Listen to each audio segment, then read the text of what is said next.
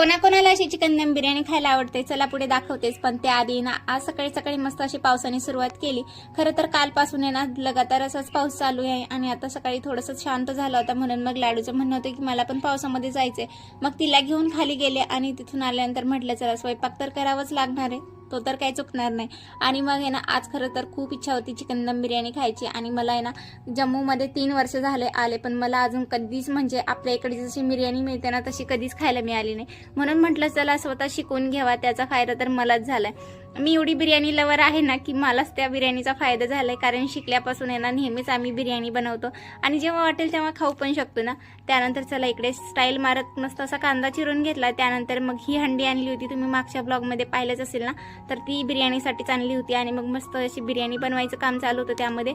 तर आहे ना छान अगोदर सगळं मॅरिनेशन करून घेतलं होतं। चिकन मॅरिनेट करताना मी त्यामध्ये सगळे मसाले अगोदरच मॅरिनेशनसाठी घातले होते, त्यामध्ये हळद, मीठ, गरम मसाला, चिकन बिर्याणी मसाला, त्याचबरोबर थोडा चिकन मसाला असे आणि घरचा आपला काही जो साठवणीचा मसाला असतो ना तो टाकला होता। त्यानंतर अद्रक लसणची पेस्ट, थोडंसं लिंबू आणि दही टाकून मस्त असं मॅरिनेट करून ठेवलं होतं अर्धा पाऊण तास। त्यानंतर मग लगेच आहे ना मॅरिनेट झाल्यानंतर लगेच कांदा पण तळून घेतला। इकडे लाडूच्या गडबडीमुळे ना माझ्याकडून जरा कांदा ओव्हर फ्राय झाला। त्यानंतर मग चिकन मध्ये तो मिक्स केला आणि छान चिकन शिजवून घेतलं।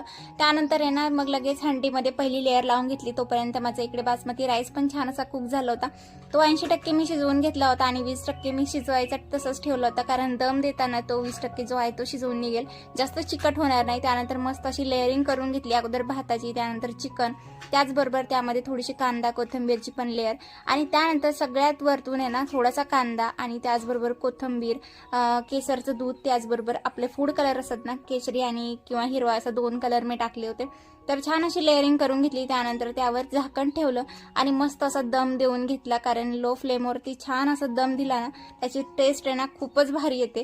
त्यानंतर मस्त अशी माझी इकडे दम बिर्याणी तयार झाली होती आणि लाडूला काही वेट होत नव्हता। चिकन दम बिर्याणी कशी वाटली ती कमेंटमध्ये नक्कीच सांगा आणि आवडलं असेल तर लाईक, शेअर आणि सबस्क्राईब करायला विसरू नका। आणि इकडे मस्त असं ताट रेडी करून मी माझ्या लाडूबाईला जेवायला देत होते, कारण तिला काही वेट होत नव्हता, ती तर बिर्याणी लवर आहे आणि आम्ही तिघेही आता आहे ना बिर्याणीचे खूप मोठे फॅन आहोत, कारण आम्हाला एवढी जास्त आवडते ना। त्यानंतर हे काही पार्सल आलं होतं स्टिकर ऑल पेपर, तर ते लावायचं काम चालू होतं। चला तर भेटूया उद्याच्या व्हिडिओमध्ये, तोपर्यंत बाय।